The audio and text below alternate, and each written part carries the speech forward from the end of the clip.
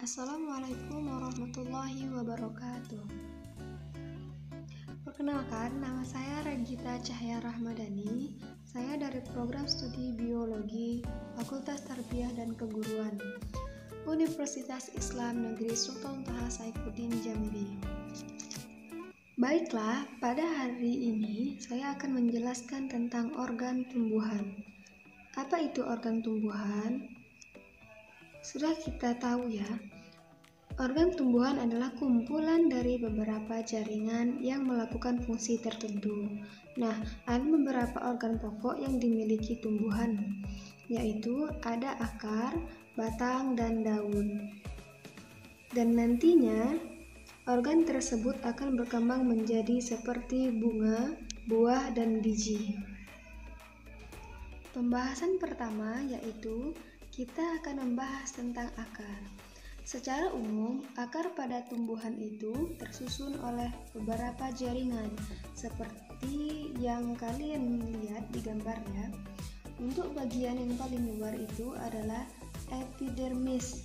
Ciri khas epidermis sudah kalian pahami, terdiri atas satu lapis sel dan sel-selnya rapat dan dinding selnya tipis sehingga mudah dilewati air.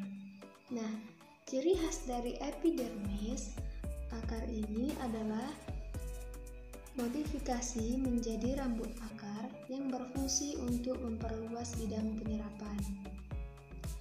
Kemudian, bagian selanjutnya adalah korteks ya, yang terdapat di bawah epidermis, dan ini tersusun berlapis-lapis. Dan juga sel-selnya tidak tersusun rapat, sehingga memungkinkan masihnya ruang antar sel dan juga dinding selnya tipis. Nah, sebagian besar korteks itu dibangun oleh jaringan parenkim, kolenkim, dan juga sklerenkim. Fungsi utamanya adalah sebagai tempat menyimpan cadangan makanan. Dan lapisan terdalam korteks ini berdiferensia menjadi endodermis. Bagian ketiga adalah endodermis, yang merupakan pemisah antara korteks dengan stele atau silinder pusat. Nah, endodermis ini berada satu lapis sel, kemudian satuannya rapat dan dinding selnya mengalami penebalan yang berupa pita yang disebut pita Kaspari dan tersusun dari zat zuberin atau zat lilin. Nah, karena mengalami penebalan sehingga air itu tidak bisa masuk melewati bagian dari pita Kaspari ini.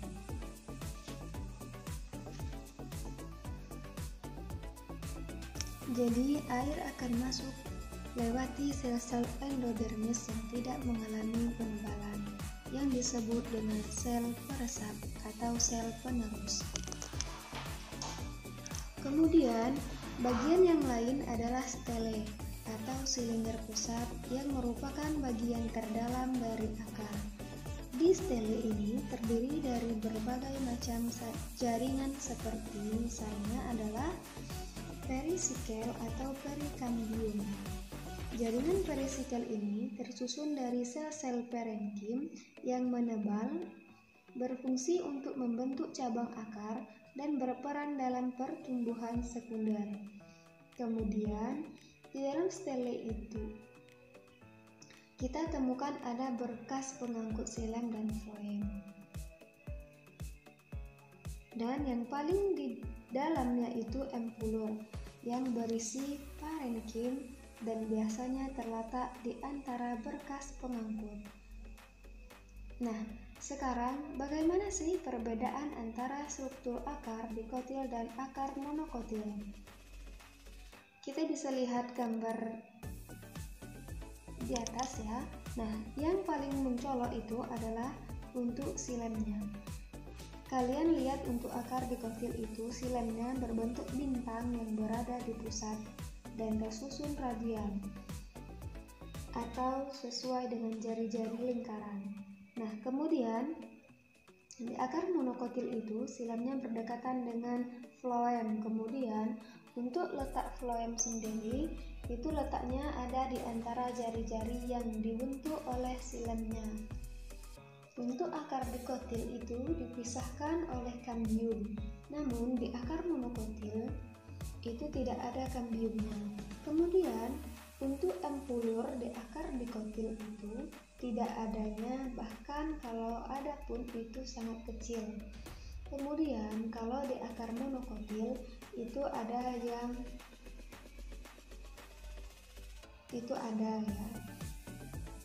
dan kadang-kadang itu berkembang menjadi sklerenkim. Kemudian untuk parisikel pada akar dikotil itu selain membentuk cabang akar juga membentuk pertumbuhan meristem sekunder untuk pertumbuhan ke samping.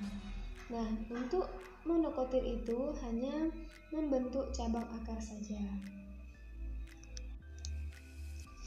Organ tumbuhan kedua yaitu batang atau caulis. Secara umum urutannya sama ya, dimulai dari pertama epidermis, kedua korteks, dan kemudian ada stele. Bagaimana perbedaan antara batang, dikotil, dan monokotil?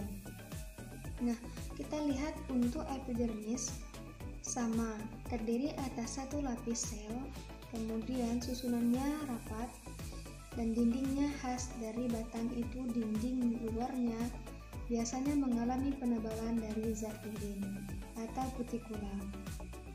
Dan biasanya pada tumbuhan kayu yang sudah tua itu ada kambium gabusnya. Untuk bagian korteks sendiri ada perbedaannya. Kalau di batang dikotil itu jelas sekali. Setelah epidermis itu ada korteks yang terdiri dari beberapa lapis sel parenkim. Namun pada batang monokotil, parenkim pada korteks ini menyambung sampai bagian tengah batang. Kalian bisa lihat sendiri bahwa tidak ada batasan lagi. Jadi parenkimnya itu sampai ke tengah batang. Kemudian untuk endodermis pada batang dikotil itu terlihat sebagai lapisan sel yang bergelombang yang melingkar. Namun pada monokotil itu endodermis isinya tidak tampak. Kemudian untuk parisikel pada batang dikotil itu tersusun atas parenkim dan sklerenkim. Namun pada batang monokotil itu tidak terdiferensiasi. Nah, kemudian untuk empulur pada batang dikotil itu ada, dan pada batang monokotil itu tidak ada.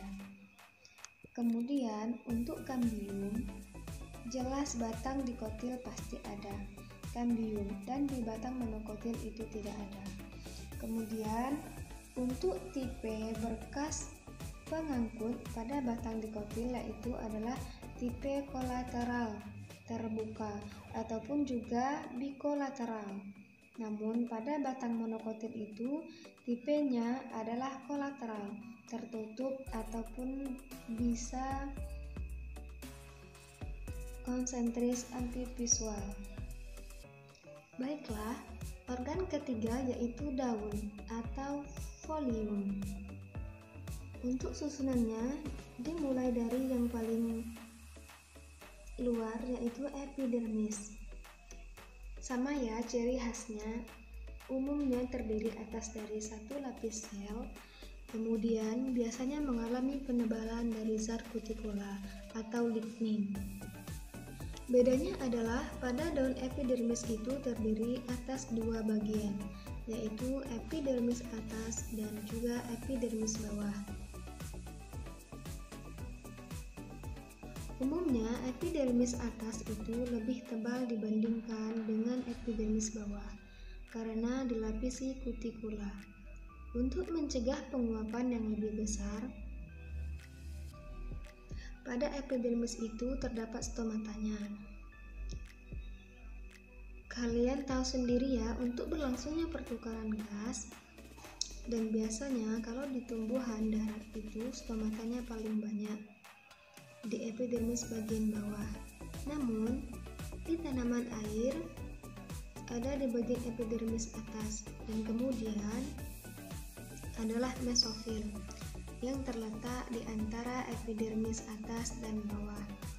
Ini terdiri dari dua jaringan, yaitu jaringan parenkim palisade atau tiang dan parenkim spons atau jaringan bunga karang. Nah, cirinya apa? Untuk parenkim palisade itu adalah sel-selnya rapat dan bentuknya seperti tiang atau lonjong. Kemudian untuk parenkim spons, sel-selnya renggang sehingga biasanya terdapat rongga-rongga antar sel. Keduanya sebenarnya mengandung klorofil, tetapi untuk di palisade itu klorofilnya lebih banyak daripada dengan parenkim spons. Jadi proses fotosintesis itu lebih banyak ada di jaringan parenkim palisade atau jaringan tiang. Kemudian untuk bagian yang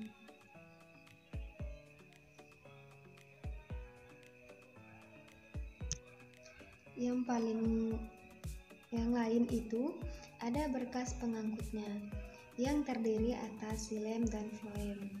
Bisa kita temukan di tulang daun cabang daun ataupun ada di urat-urat daun. Nah, gimana dengan perbedaan dengan daun dikotil dan daun monokotil? Kalian lihat di gambar itu udah sangat jelas ya perbedaannya. Itu terletak pada jaringan mesofilnya. Jadi, jaringan mesofil pada jaringan dikotil itu terdiri atas jaringan parenkim palisade atau jaringan spons. Namun pada daun monokotil, jaringan mesofilnya itu hanya terdiri atas jaringan spons. Biasanya juga di dalam soal itu ditanyakan letak xilem dan floemnya. Ini membedakan dengan akar atau batang. Kalau di daun, xilem itu yang terletak di atas, sedangkan floem itu terletak di bawahnya. Kalau pada daun monokotil itu terlihat bundaran bulatan yang besar, dan bagian atas disebut sebagai xilem. Sekian video dari saya, semoga bermanfaat. Terima kasih sudah menyimak video ini, dan salam biologi. Saya akhiri, wassalamualaikum warahmatullahi wabarakatuh.